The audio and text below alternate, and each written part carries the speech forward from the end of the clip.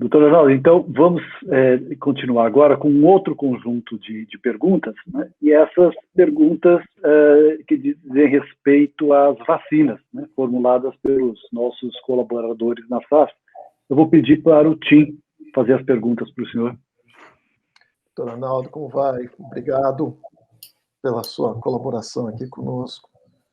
Nós recebemos uma série de perguntas sobre vacinas bastante interessantes, que acabam cobrindo desde a produção até a sua aplicação, doutor Arnaldo. Uma primeira dúvida que surgiu foi entender qual que é a diferença de tecnologia na produção entre essas vacinas que nós temos hoje, doutor Arnaldo. Então, em momentos de crise, são momentos de crescimento da ciência, por incrível que pareça, né? As guerras, infelizmente, mostraram isso, e agora essa guerra também.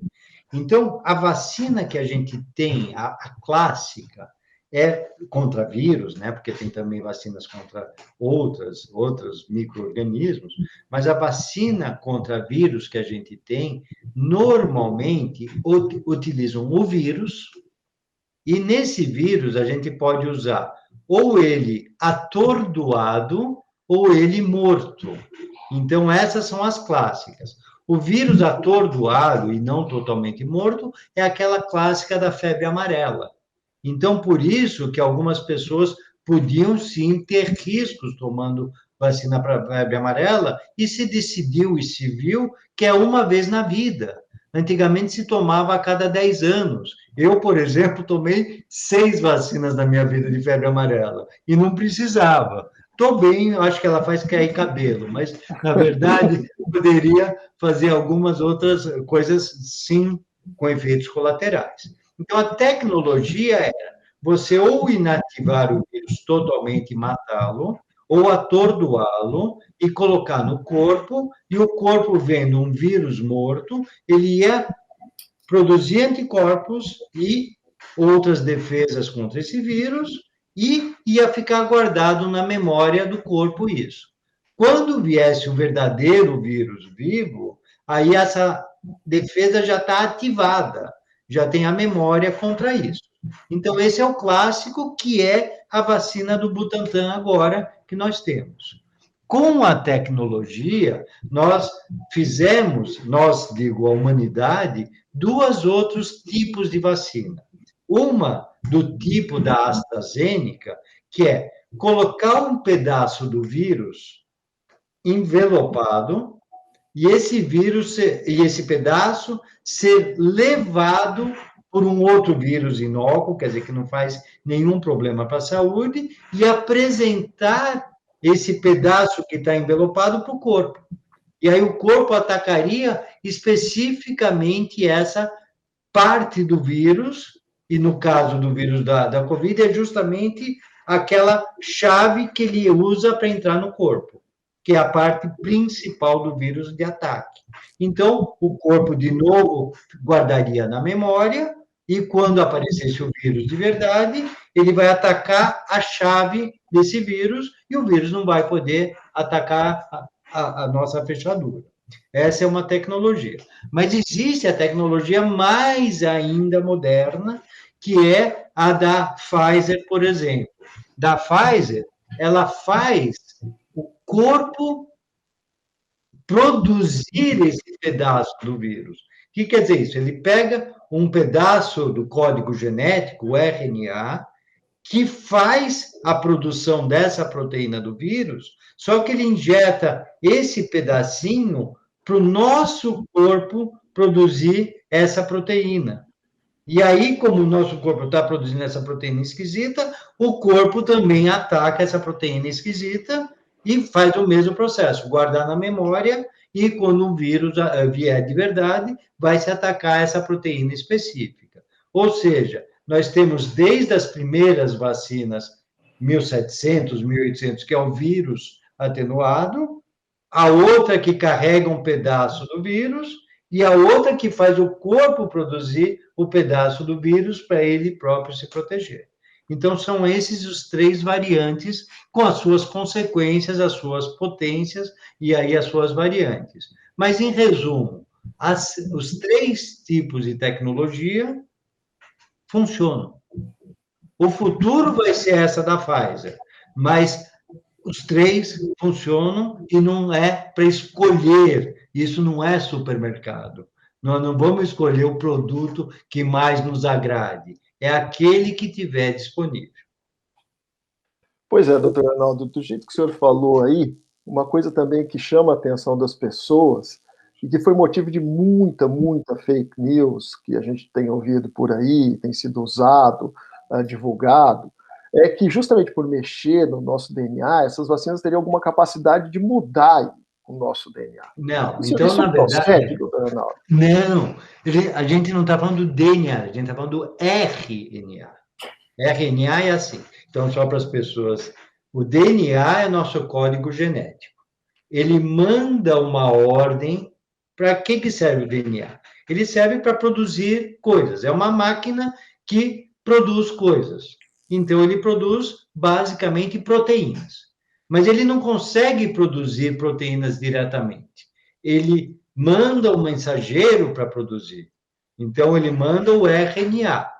E esse RNA, ele codifica as proteínas. Então, essa vacina está mexendo no RNA, nesse mensageiro, não no DNA, que é o nosso centro de operações do nosso corpo. Agora, quando você fala que um vírus entra na nossa célula, ele também mexe no RNA. Então, qualquer nossa informação, nossa história da humanidade, nós temos essa simbiose com o vírus do RNA, até incorporada na gente, ninguém sabe. Veja, um exemplo típico disso é o herpes. O herpes está lá e ele se funde, esse tipo de vírus se funde no nosso RNA e não muda nosso código genético. Então, nosso código genético absolutamente está protegido. Nós estamos mexendo no intermediário para especificamente uma proteína. Não é que ele vai ficar incorporado para a nossa existência, para os nossos descendentes. Absolutamente fake. Isso é importante deixar claro. Uma coisa também que intriga as pessoas, doutor Arnaldo, é que na história da criação das vacinas, da imunização, geralmente uma vacina demora anos e anos para ser elaborada. No entanto, nessa pandemia, a gente está presenciando vacinas sendo produzidas num tempo recorde. Aí, em torno de um ano, praticamente, a gente já tem essas vacinas. Então, as pessoas ficam se perguntando, é seguro? O que mudou para conseguir fazer uma vacina tão rápido? Mudou que, assim, o coronavírus, ele não é o primeiro coronavírus que apareceu. Já tinha um coronavírus lá atrás e o pessoal os pesquisadores estão ansiosíssimos para produzir vacinas diferentes, como essa do RNA da Pfizer, ou de levar pedaços do vírus para a gente produzir. Quer dizer, isso já estava na cabeça de muitos pesquisadores e agora surgiu a oportunidade. Mas quando você tem tecnologia e quando você tem experiência, você consegue produzir, sim, vacinas. O que encurtou não foi a produção de vacina, mas foram os estudos. Então, quando você tem estudos bem feitos, por exemplo, aquele estudo de fase 3, que demorou só alguns meses, antigamente se demorava anos para isso. E é assim para qualquer remédio. Então, o que se encurtou foi a tecnologia, se encurtou foi você ter trabalhos bem feitos rapidamente, porque a gente já tem a tecnologia de divisão de grupos, de análise de grupo, esse tipo de coisa, e nós temos a urgência do mundo. Então, quer dizer, você poderia falar, poxa, mas esses trabalhos não viram a trombose que está vindo agora. Mas isso acontece em qualquer remédio. Tá? Então, por isso que a gente tem o que a gente chama de fase 4, que ninguém fala, que é o mundo real. Então, nós tivemos, só para ter uma noção, um remédio que foi lançado há uns 8 anos, mais ou menos, que estava perfeito na fase 1, 2 e 3. Foi lançado no mercado e esse remédio se viu que fazia esse efeito colateral grave. Na fase 4 é que se detectou isso e se retirou do mercado. Então, quando você lança no mercado qualquer coisa, não acaba a preocupação científica. A vigilância continua sempre. Estou dando esse exemplo porque, nesse exemplo específico daquele remédio, foi retirado do mercado, porque se viu que o risco já não era pequeno, por exemplo. O que acontece com as vacinas é a mesma coisa. Você tem a rapidez, a tecnologia e você tem a monitorização contínua disso. Perfeito. Exatamente nessa fase 3, que a gente acompanhou tantas e tantas notícias sobre o desenvolvimento de vacinas na fase 3, etc., é que foi calculado a tal da eficácia dessas vacinas, que dá uma ideia da segurança, e vê-se também a segurança dessas vacinas, né, doutor Arnaldo? O que é exatamente essa eficácia? E emendando, pensando nessas eficácias diferentes entre as vacinas, o senhor acredita que o usuário deve escolher uma vacina que seja mais eficaz ou mais segura? O que ele deve fazer? Então, quer dizer, o que é o ideal de uma vacina? Quer dizer, por que existe uma vacina? Para se morrer menos pessoas. Ponto. Isso não necessariamente é se ter menos doença. Olha que dialética a coisa. Quer dizer, se a gente falou que a varíola foi erradicada da face da Terra com a vacinação, não quer dizer simplesmente que não se morre mais gente com varíola, se não se tem mais transmissão nenhuma. Então, no caso da varíola, se evitaram mortes, que na história da humanidade foram mais de 300 milhões, e se evitou transmissão e erradicou-se a doença. No caso da Covid, agora, nós estamos. A primeira etapa é diminuir mortes. E, portanto, como se diminui mortes? A vacina se diminui casos graves, mas não se diminui infecção necessariamente. E não se sabe, até voltando às perguntas anteriores, se a pessoa que toma vacina, ela dissemina menos. E, portanto, pessoas vacinadas vão continuar tendo que usar máscara. Então, a prioridade foi, vamos diminuir morte. E quando se fala em diminuir morte, se fala em letalidade. O que quer dizer isso? Quantas pessoas que tomaram a vacina na fase 3 que morreram? Então, aí muda totalmente de figura quando você analisa quantas adoeceram, que é totalmente diferente.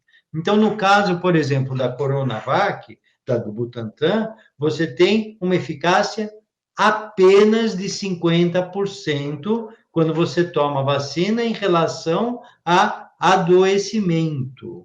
Ou seja, se eu individualmente, e esse é um conceito depois que a gente discute, se eu individualmente tomar vacina, eu tenho chance de metade de adoecer.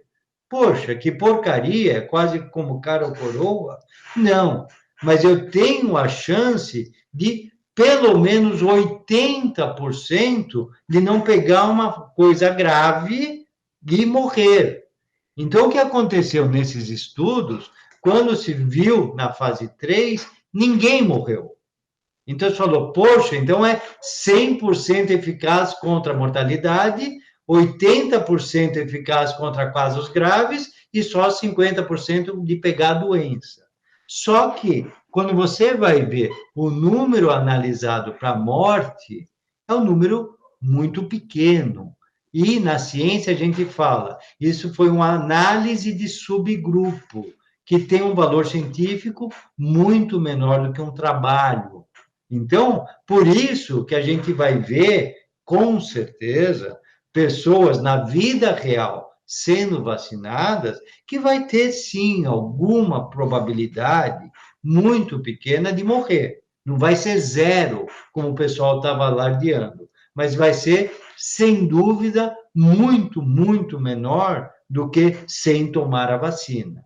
Então, é essa os aspectos que você tem que ver quando você analisa. Quer dizer, você tem que entender o que você está falando. E o que a gente quer da vacina é que diminua óbitos nessa fase. Certo. Uma dúvida também bastante comum e legítima que as pessoas têm, e que acho que é bem importante ficar claro para elas, é se uma vez que elas tomem essas vacinas que foram aprovadas pela Anvisa, se elas nunca mais vão ter Covid-19.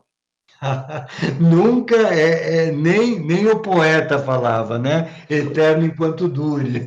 Então, assim, a gente não tem o nunca do Covid. A gente tem 6 meses de Covid. Quer dizer, de vacinas, a gente não tem nem isso. Então, a gente sabe que as vacinas, hoje, dia 13 de abril, as vacinas protegem por 6 meses.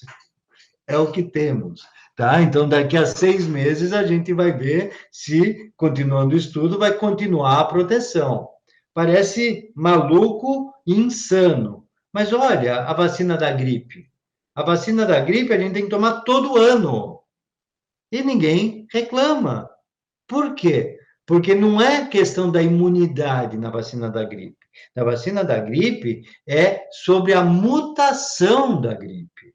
Então, o vírus da gripe H1N1, ele tem uma mutação de pelo menos 3 vezes maior em relação à mutação nossa da Amazonas, que já é muito mutável. Então, quer dizer, o vírus da gripe, ela muta muito mais, e mutando muito mais, a gente tem que tomar todo ano a vacina. Então, nós estamos com um vírus que muta 3 vezes menos na sua pior forma até agora, e a gente vai ter que se vacinar periodicamente. Isso não vai ter dúvida. Agora, de quanto em quanto tempo, não sabemos, é muito cedo para dizer. Esse momento que a gente está passando gera ansiedade em todas as pessoas, né? E a vacina, ela traz essa tentativa de reduzir essa ansiedade também psicologicamente nas pessoas. Mas o fato é que quando a pessoa toma uma vacina, ela fica querendo saber quando que ela pode retomar as atividades dela. Isso. Quando que ela pode voltar à atividade, Então, doutor Naldo? veja, nós temos, exatamente, quer dizer, a imunidade da vacina é depois da segunda dose, no caso da Coronavac e da Astra, porque a Janssen só tem uma dose, que ainda não tem no Brasil. Mas essas duas que temos hoje, é depois da segunda dose, 15 dias depois da segunda dose, a pessoa se diz imunizada. Isso significa que ela vai ter que voltar, vai poder voltar ao normal? Não. Ela vai ter que voltar ao normal da proteção coletiva, que é o uso da máscara e a lavagem de mão continuando. Por quê? Ela pode eventualmente se contaminar? Pode, porque a vacina não é 100% eficaz, mas ela pode transmitir. E daí, de novo, a máscara e a lavagem de mão. Então, infelizmente, se eu vou dar uma notícia ruim agora aqui para vocês, é que a rotina de máscara e de lavagem de mão vai continuar por muito e muito tempo, tá? Por quê? Veja, por exemplo, os orientais, né? Quem que viaja, né, eventualmente para o exterior, cada vez que tem um oriental, ele está usando máscara. A gente fala, que malucos. Não, isso é uma consciência coletiva. Porque se alguém está resfriado, ele não quer transmitir por outros. Então, o lado boa, a boa notícia que eu dou aqui, ao contrário de usarmos máscara constantemente, vai ser a nossa consciência coletiva tem que aumentar. Então, eu tenho que proteger o outro e não só a mim. Então, isso tem um estudo muito bom, desculpa eu me alongar, de países em que o we, nós, for mais importante que o me, eu, a epidemia se controla mais fácil. Ou seja, Porque já existe essa consciência de um proteger o outro. É o que acontece em muitos países orientais, nos países ocidentais. A competição, eu em primeiro lugar, causa esse tipo de postura. Então, acho que é um momento de reflexão da gente pensar mais no coletivo. E isso eu protegendo a mim e ao outro. E essa é uma coisa que a epidemia pode ainda nos trazer. Ou seja, ao retomar as atividades, a gente tem que continuar se protegendo de maneira muito, muito ciosa em respeito às outras pessoas também, né? E Exato. agora, tem diferença, doutor Arnaldo? Porque a Coronavac, o intervalo entre a primeira e a segunda dose é bem mais curto do que a vacina da AstraZeneca. Tem alguma diferença nisso? Ou tem que esperar a segunda dose das duas, não importa quanto seja o intervalo entre a primeira e a segunda dose? Existe alguns estudos falando que a proteção da AstraZeneca entre as duas doses é razoável, mas isso não exime de tomar a segunda dose. E isso é super importante. Quer dizer, o efeito de ser mais prolongado de uma para outra é só questão do produto, e não que é mais forte é que eu posso esperar mais tempo. Não. Talvez alguma coisa tenha, mas tem que tomar as duas doses das duas e esperar 10 dias, 2 semanas depois da segunda dose. Perfeito. Obrigado, doutor Arnaldo.